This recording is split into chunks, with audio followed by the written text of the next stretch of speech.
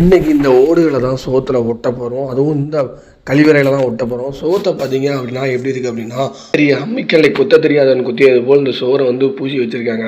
மட்டக்கம்பே போட்டிருக்க மாட்டாங்கன்னு நினைக்கிறேன். இருந்தாலும் நம்ம நல்லா உரைச்சி விட்டுட்டு குளிராக நினச்சி விட்டாச்சு. நினச்சாதாங்க அந்த ஓடுகள் வந்து நல்லா ஒட்டும் அப்படிங்கிறக்காண்டி அந்த கழிவறையின் மேலே தான் ஒட்ட ஆரம்பிக்கிறோம். ஒரு வழியாக ஒரு சோறை ஒட்டி முடிச்சுட்டு இந்த ஓடுகளை பார்த்தீங்க அப்படின்னா நடுசில் ரொம்ப பெண்டாக இருந்துச்சுங்க. பார்க்க தான் அழகாக இருக்குது, மற்றபடி ரொம்ப பெண்டாக இருந்துச்சு. இருந்தாலும் ஒட்டிக்கிட்டு இருந்தோம்.